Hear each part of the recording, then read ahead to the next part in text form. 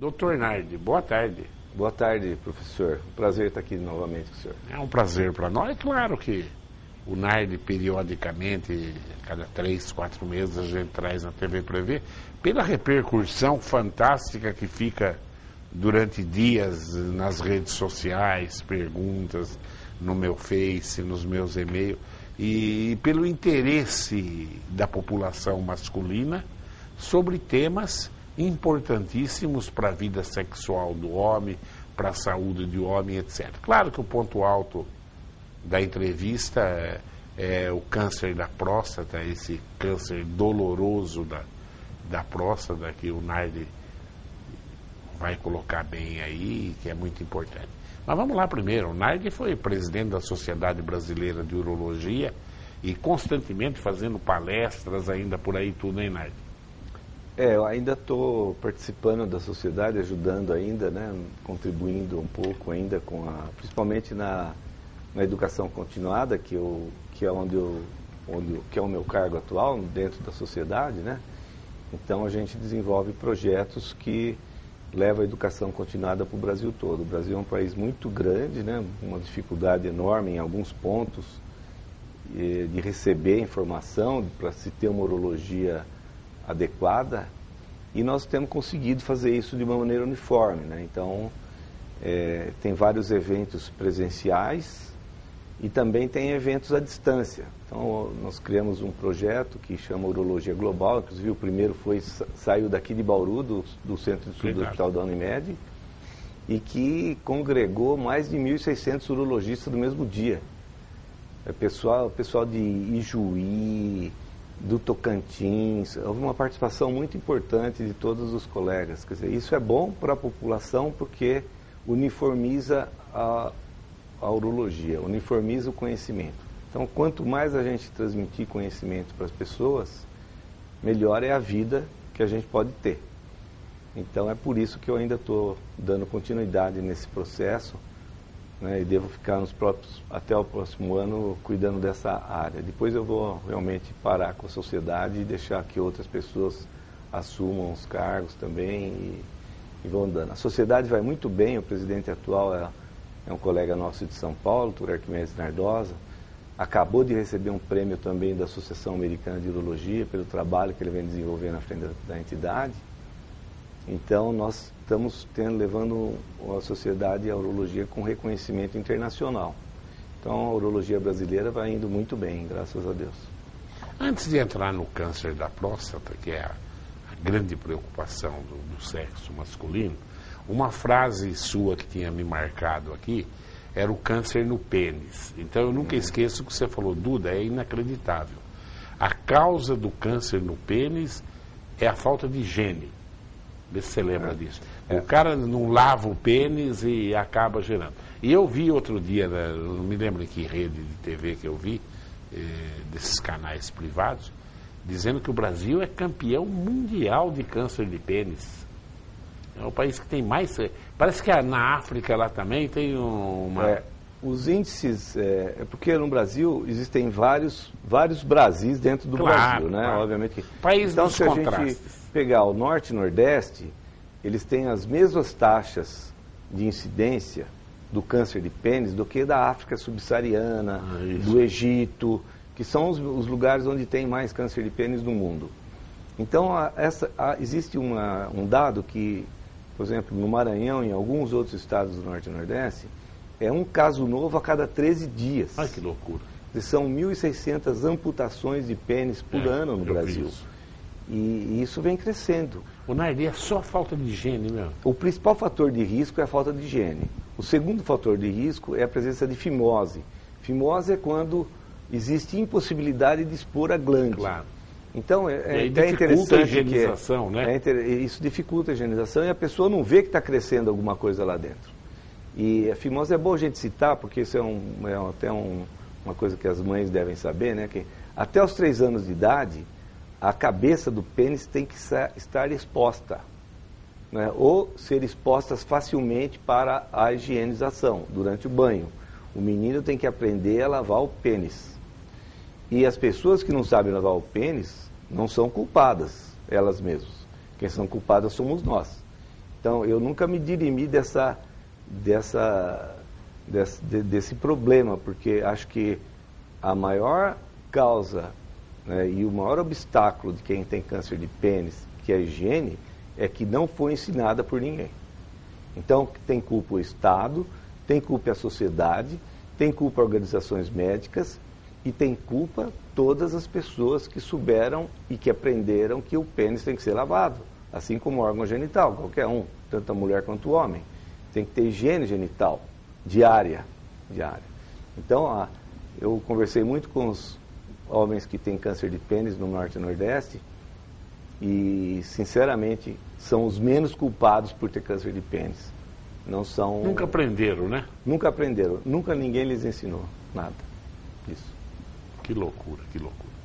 Mas vamos pegar naquilo que os números cada vez aumentam mais no mundo inteiro, que é o câncer de próstata.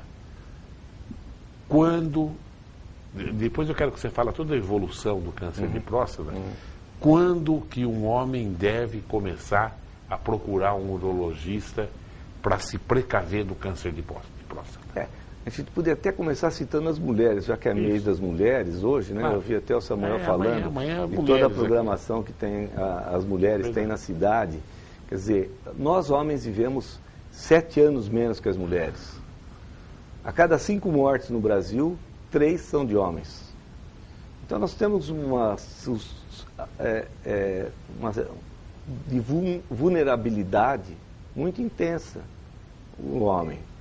Inclusive, o livro que eu escrevi chama A Fragilidade do Sexo Forte. Porque nós, muito ao contrário de ser forte, somos frágeis. Somos frágeis exatamente porque não buscamos conhecimento sobre o que pode acontecer com a gente e não buscamos auxílio médico. Então, essa é a situação de que o homem vive menos que as mulheres e morre mais que as mulheres. O câncer de próstata ele é uma doença curável, desde que seja descoberta precocemente. É impossível descobrir o câncer de próstata se não houver um exame feito pelo médico. Porque o câncer de próstata, na sua fase inicial, ele não tem sintomas. Mas eu não sinto nada, por que eu vou procurar? Essa é a grande pergunta que a maioria dos homens faz. E é um grande erro. Porque a hora de descobrir câncer de próstata é quando não sente nada mesmo. Então, um acompanhamento médico rigoroso de todo homem após os 50 anos de idade deve ser realizado. Não só pelo câncer de próstata, mas pelo distúrbio hormonal, pelo distúrbio de sexualidade humana, as falhas de ereção, que atinge 50% dos homens no Brasil. Ou seja, nós podemos ter uma vida melhor, ter uma saúde melhor, nós podemos evitar gastos desnecessários da saúde suplementar, do Estado, enfim, de todo mundo, se a gente tiver conscientização de que nós somos seres frágeis.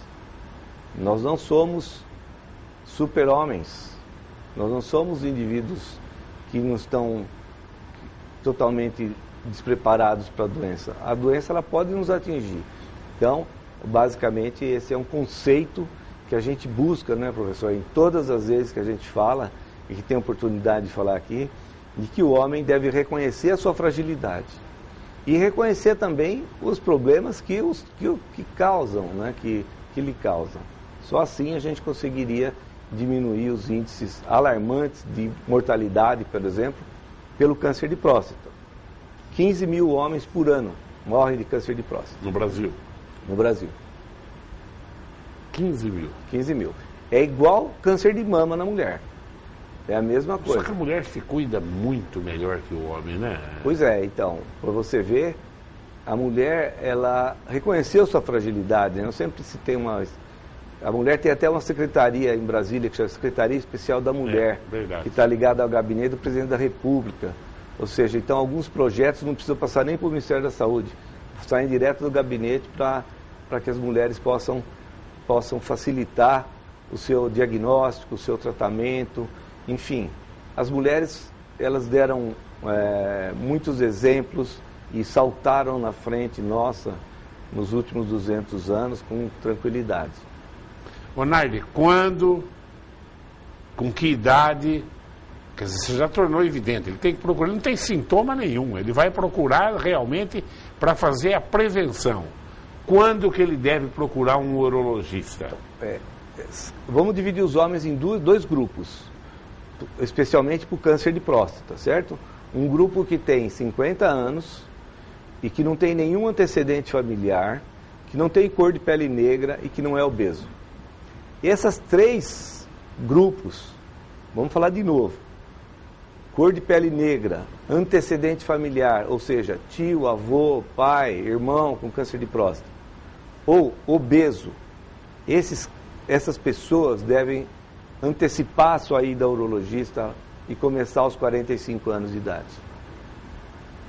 E quem não é desse grupo? Aos 50 anos de idade. 50 anos de idade. O que é procurar o urologista? Ele deve...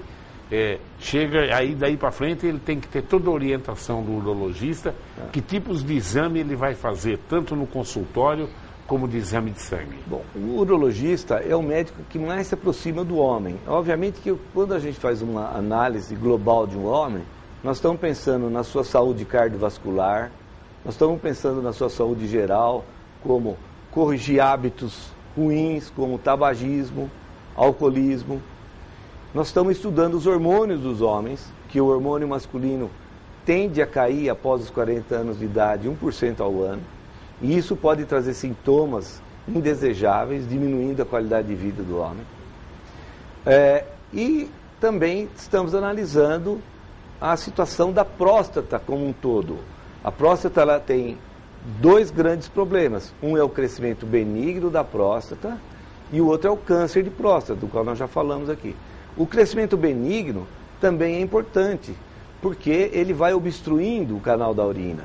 E o paciente então vai começando a ter sintomas, como dificuldade para urinar, o jato começa a ficar fino, levanta várias vezes à noite. Quer dizer, isso passa a incomodar a qualidade de vida, diminuir a qualidade de vida do indivíduo. E hoje em dia isso tem uma gama de remédios, de medicações que estão no mercado nos últimos 20 anos, que facilitam muito a vida das pessoas, diminuindo inclusive até o número de cirurgias que a gente tem feito para tratar a hiperplasia benigna da próstata. Então, de maneira que o homem não deve ter medo de nada em ir ao médico. Ele deve ir ao médico. Se ele quer reconhecer um pouco da situação global da vida dele, ele deve procurar um médico. E que tipo de exame ele é submetido no consultório médico? Bom, quem tem a idade desse porte, né, de 50 anos ou 45 do antecedente, ele vai fazer exame geral, exame físico.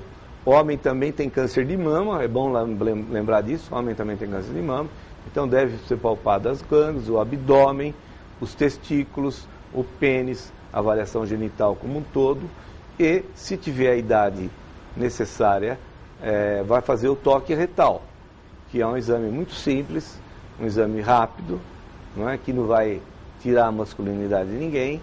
Existe um preconceito muito forte dos homens por causa desse exame. É um exame normal, assim como olhar a boca, o nariz, a garganta, não tem problema algum.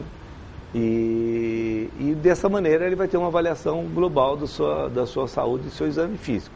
A partir dali, ele pode fazer exames, solicitar exame de colesterol, triglicérides, hemograma, glicemia.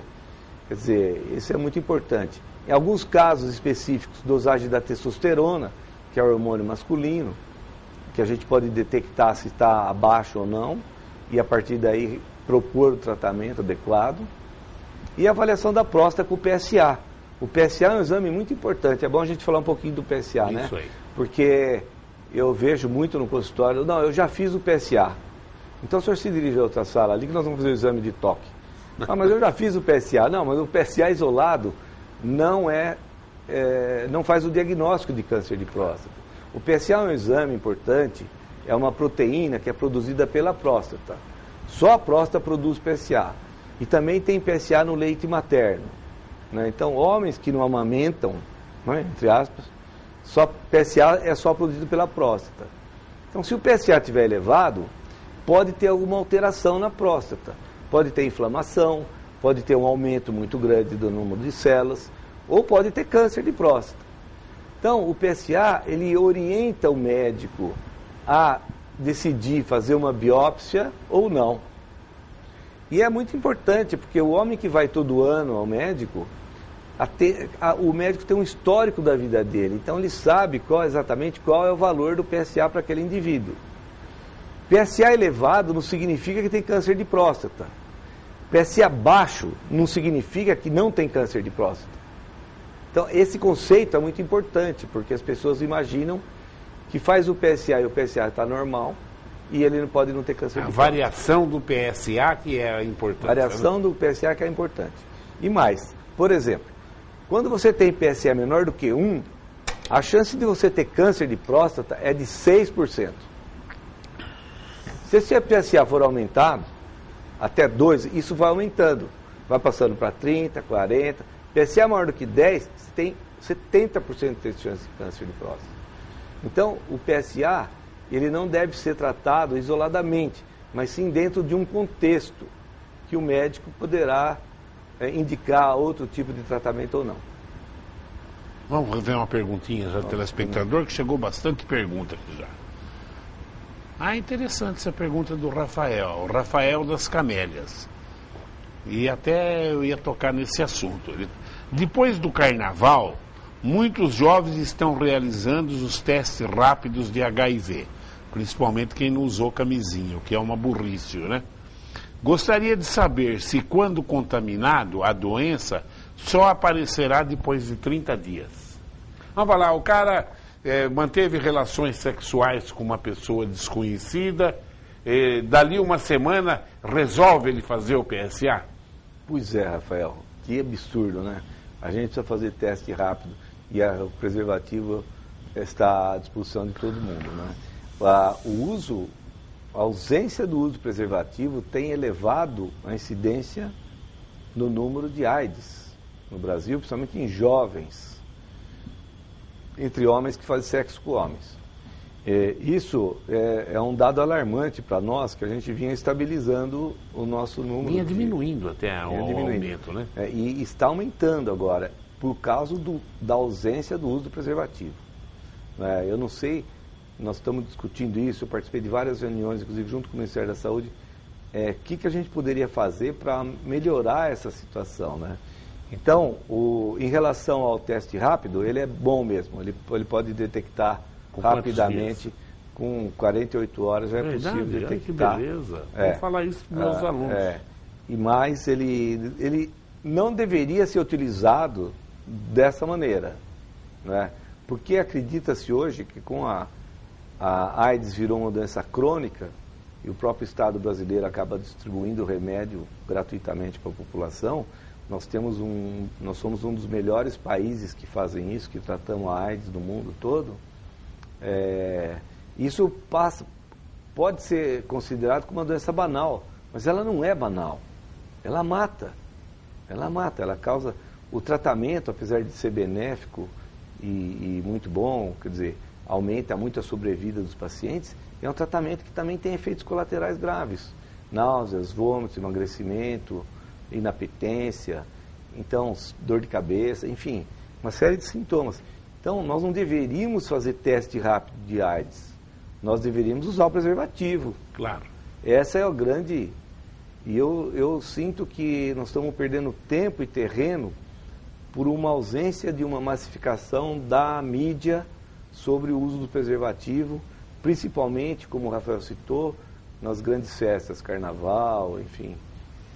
O carnaval esquece, viu, Rafael? Hoje esses baile funk aí, quando fala, tá preparada, a moça já está sem calcinha, dançando e faz sexo em alguns lugares. Claro que tem locais que não é assim. Mas é uma grande verdade. Eu que tenho uma escola grande na mão e converso com a molecada, você não imagina o que eu escuto, Rafael. É impressionante, é impressionante.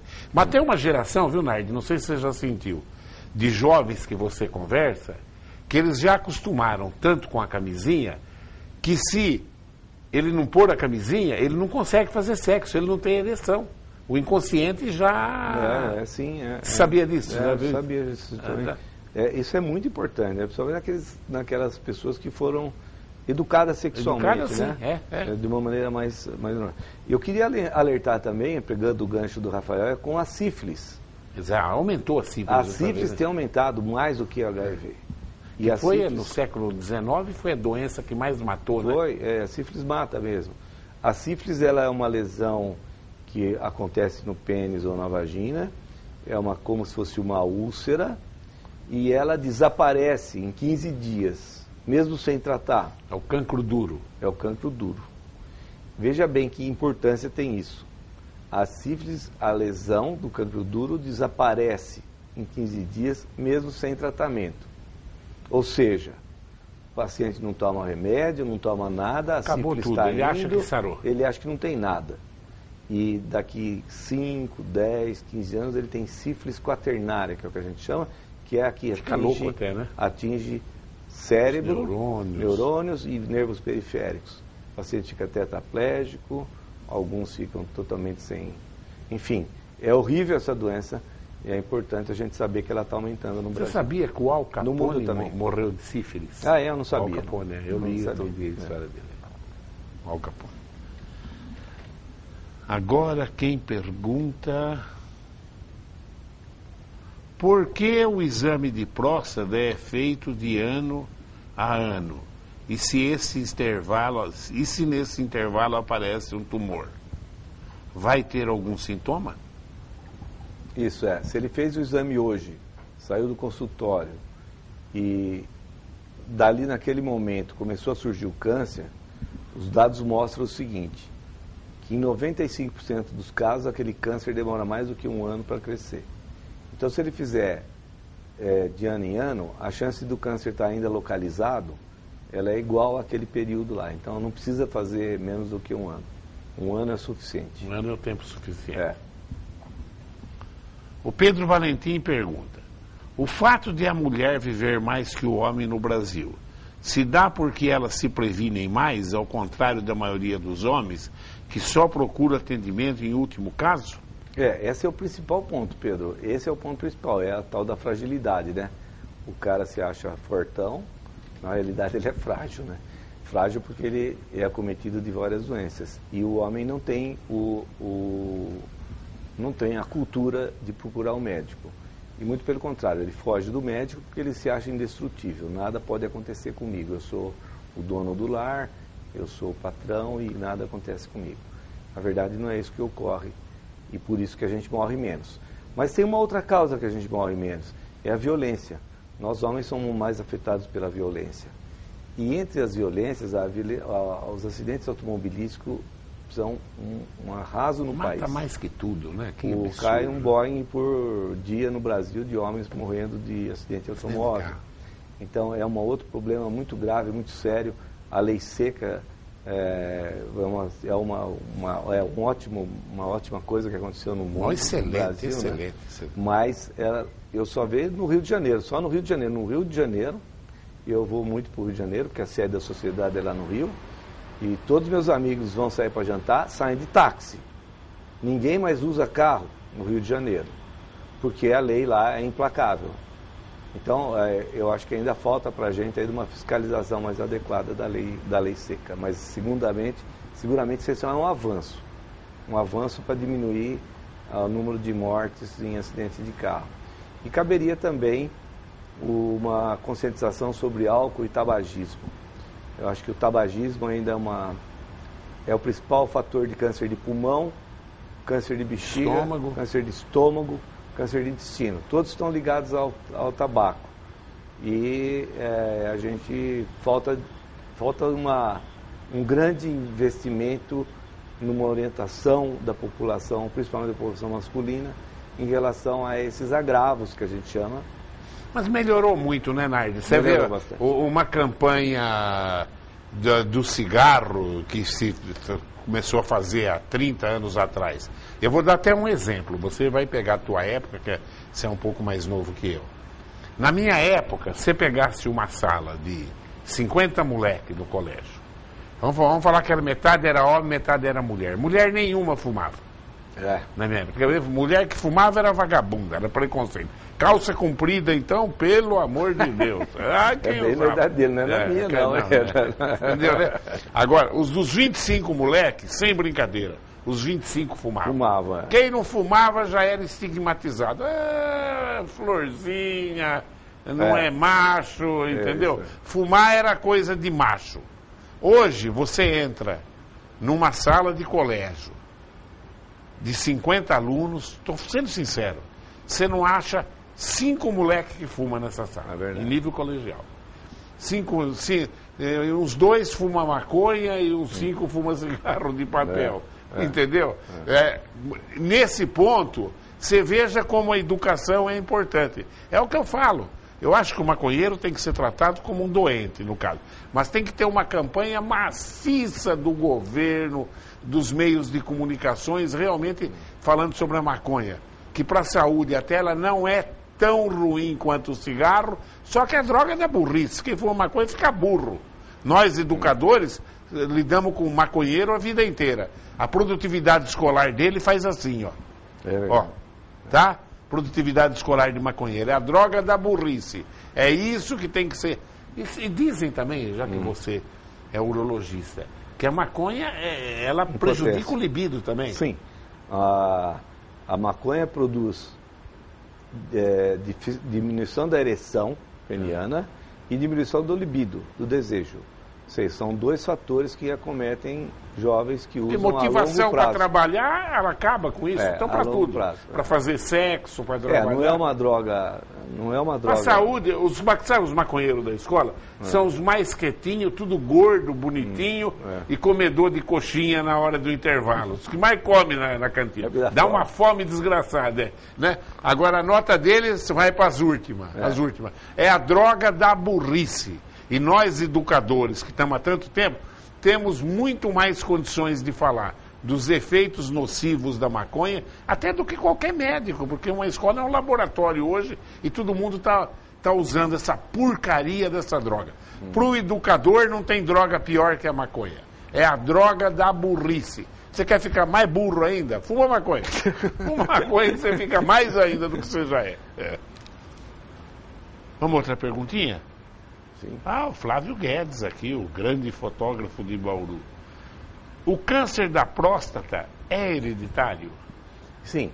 10% dos casos de câncer de próstata são hereditários. É por isso que a gente foca esse grupo de pacientes de uma maneira diferente, antecipando a idade de 50 para 45 anos. Então, a resposta é sim. O câncer de próstata tem caráter hereditário. Boa tarde, professor. Parabéns pelo programa. Gostaria de saber se o Dr. Aguinaldo tem algum projeto social sobre saúde nas comunidades. Tenho acompanhado no Face as ações do advogado Avalone e acho que seria uma oportunidade muito boa para nós. Moro no Santo de Virgem e precisamos de parcerias em nosso benefício. Nós criamos alguns projetos sociais e no mês de novembro os urologistas bauruenses se uniram e fomos, através da Secretaria do Bem-Estar Social, em praticamente 11 comunidades da cidade para dar aula sobre saúde do homem. Recentemente eu fui convidado também para um centro comunitário também ir lá dar aula.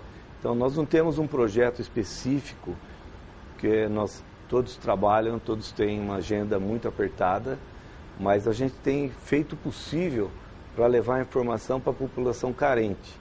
Então nesse mês de novembro, que é o Novembro Azul, nós demos aulas para a população que vive na rua, né, que foi uma experiência muito importante. Eu mesmo fui lá dar aula para esse grupo. E os outros urologistas de Bauru também puderam participar desse movimento e da importância que é estar em contato com essa população mais carente, aquela que está alijada da informação. Então, não é uma coisa específica, mas qualquer solicitação de qualquer comunidade, a gente vai ter vamos nos dispor mesmo a colaborar. Ela pode me mandar um e-mail, o meu e-mail é aberto, né? aguinaldonardi@gmail.com, e a gente vai fazer o possível para poder colaborar com todas as comunidades e todas as pessoas que a gente puder ajudar. Muito bom isso, muito bom isso. Vamos falar de estimulante sexual. Eu li outro dia que o medicamento mais vendido no mundo, não sei se era no mundo ou nos Estados Unidos, é a aspirina. E que o Viagra superou a aspirina. Hoje o Viagra é o estimulante, o medicamento mais vendido no mundo.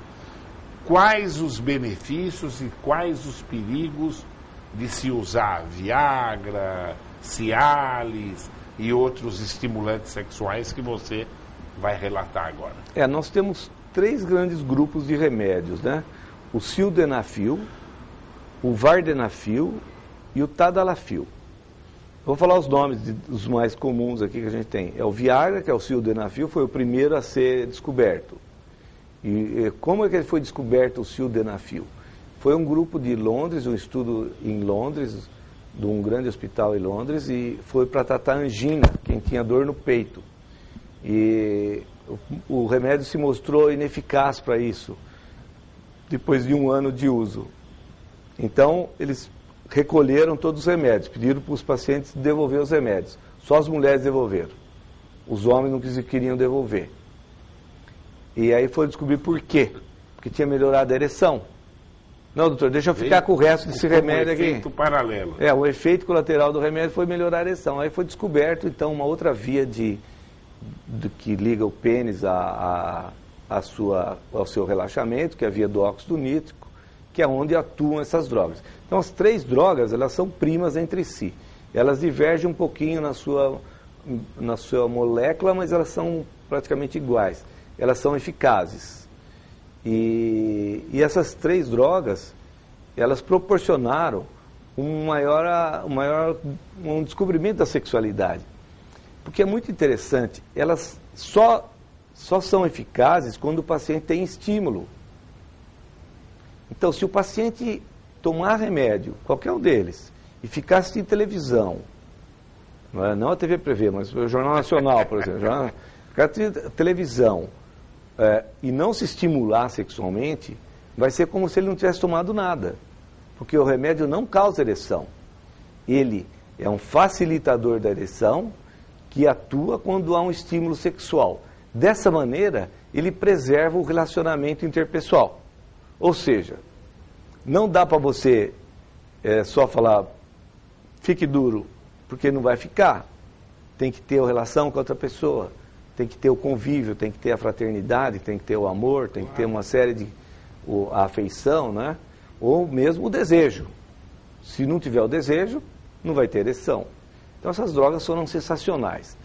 Agora, a partir daí, tem outras drogas que foram lançadas no mercado, que também são eficazes, mas elas fazem parte do mesmo grupo de remédios, que não foi ainda descoberto uma outra via que facilita a ereção, assim como essas outras drogas.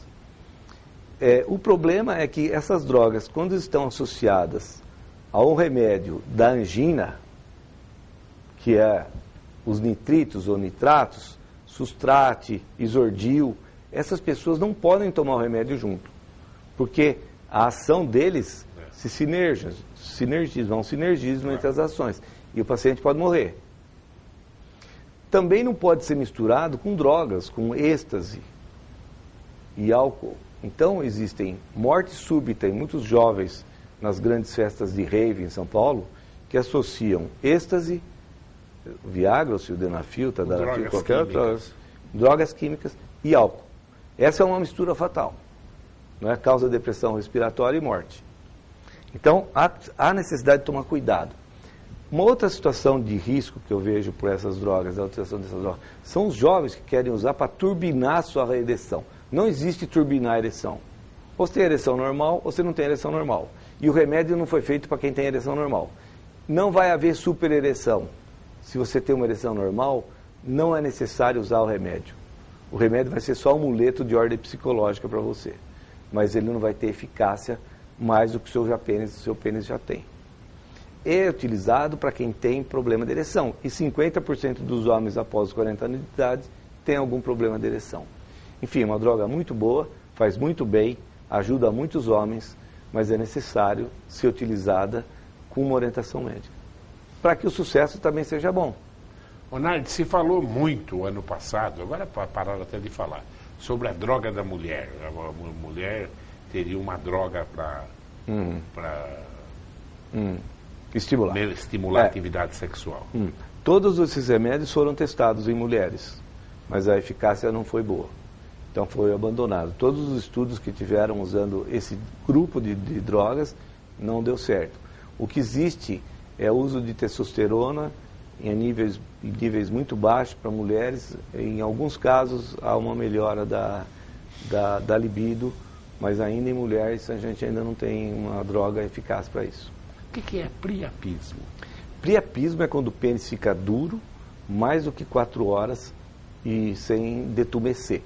Isso causa dor e fibrose no corpo do pênis. Ou seja, o homem que tem priapismo pode perder o pênis, né? Porque o pênis não vai mais ter possibilidade de ereção. Ele perde a capacidade de relaxar e contrair, que é o que faz a gente ter ereção.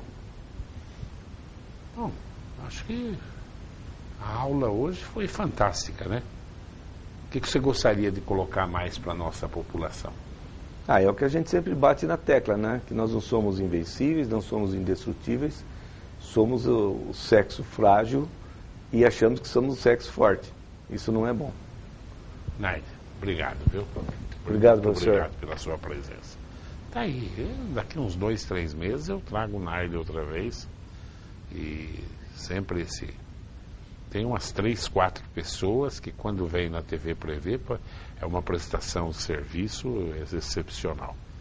Mas tem coisas que tem que realmente repetir, né? Essa é um absurdo, né? Câncer no pênis é só em gente porca que não lava, né? Que não lava. Então, pelo amor de Deus, isso é uma ignorância inacreditável. A grande causa é isso. Claro que deve ter algumas ou outras causas também, né? E a outra fui eu que dei aqui. Maconha é a droga do burro, viu? Maconha é a droga do burro, tá certo? Você quer... Fuma maconha. Eu falo assim quando eu converso em salas de aula. Uma sociedade de maconheiro seria uma sociedade improdutiva. Se todo mundo fosse maconheiro, ia chegar uma hora, não ia ter nem o que comer. Porque cada vez o cara trabalha menos e produz menos. Enquanto outras drogas perigosas para a saúde estimulam a pessoa para uma atividade, a maconha te joga para baixo. Claro que a hora que você usa maconha junto com álcool, o efeito é outro, né? O efeito é outro. Mas maconha, o cérebro vai para o pinico. Essa é a grande verdade. Eu agradeço a sua audiência e continue aí ligado nos horários alternativos da TV Prevê. Tchau.